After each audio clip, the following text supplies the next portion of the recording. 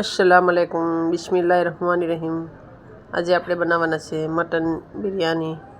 મટનને આપણે કુકરમાં રાખી દીધું છે અને બધો મસાલામાં રાખી દીધો છે। એના અંદર દહીં રાખી દીધું છે અને અહીંયા આપણે લાલ ડુંગળી કરી લીધી છે અને બટેટા તળી લીધા છે। મટનને આપણે 2 કલાક માટે મેરિનેટ કરી લીધું છે, જોઈ શકો છો। દહીં છેલ્લે રાખ્યું, દહીં રાખીને ફેરવી લીધું અને અહીંયા આપણે તેલ રાખશું। જે આપણે ડુંગળી તળી લીધી બટેટાને, તેલ વધ્યું છે, તેલ રાખશું આમાં એને એકવાર ફેરવીને થોડુંક પાણી રાખી અને 3-4 સીટી મારી લઈશું। મટન છે એટલે થોડીક વધારે વાર લાગશે પકાવવાની, મુરગીમાં ઓછી વાર લાગે। જોઈ શકો છો આપણું મટન તૈયાર થઈ ગયું છે, પકાઈને રેડી મટનનો કોરમો। અહીંયા આપણે ચોખા બાસમતી બાફવા મૂકી દઈએ। અહીંયા આપણા ચોખા બફાય છે, બાસમતી ચોખા આપણે ઓસારીએ છીએ। અહીંયા પાણી રાખી અને મીઠું રાખી તજબાદિયાને રાખીને રાખી દીધું હતું અને ચોખા એ પલાળ્યા હતા 2 કલાક।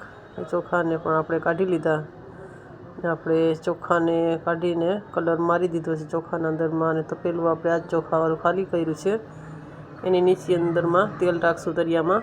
અહીંયા આપણે થર મારશું, આપણે થરવાળી બિરયાની કરવાની છે। અને નીચે આપણે ચોખા રાખશું, નીચે પહેલાં આપણે ચોખાનો થર રાખશું। ચોખાનો થર થોડોક વધારે રાખશું આપણે। ચોખાને બધી કોર ફેરવી લેશું। કલરફુલ ચોખા આપણે કલર મારી દીધો છે, લાલ, લીલો, કેસરી, પીળો ને લીલો। એની ઉપર આપણે બિસ્તો છાંટશું। અહીંયા આપણે ફુદીનો છાંટશું। અહીંયા આપણે જે બટેટાની ચિપ્સ તળી હતી કલર મારીને એ પણ રાખી દઈશું। એની ઉપર રાખશું આપણે મટન, જોઈ શકો છો આપણે મટનનો કોરમો એ રાખી દીધો છે। અને માથે એના ઉપર આપણે રાખશું એક બીજો થર, જોઈ શકો છો ચોખાનો થર બીજો રાખીએ છીએ। હવે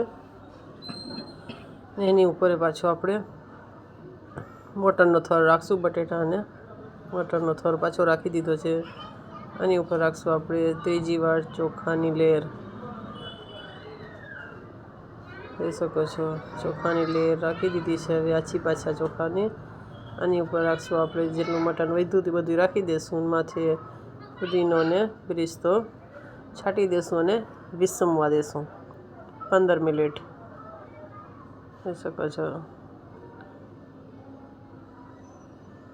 જરૂરથી બનાવજો એકવાર આવી રીતના લઝીઝ બિરયાની, મટન બિરયાની। અને આપણે ઢાંકી અને 20 મિનિટ દમ ઉપર રાખી દઈશું।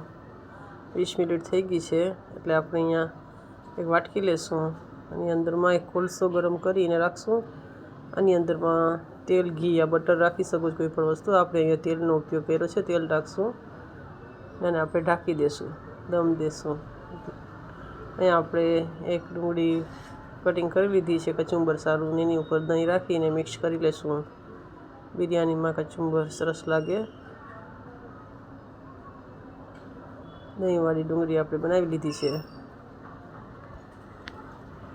એને સાઈડમાં રાખી દઈશું। હવે આપણે હજી દમ દીધો હતો અને 10 મિનિટ થઈ ગઈ છે એટલે આપણે એને ખોલીએ। જોઈ શકો છો કોયલાનો ધુંગારો આમાં દઈ દીધો છે, સરસ લાગે એનો ફ્લેવર। એટલે આપણે હવે આ વાટકી કાઢી રાખશું।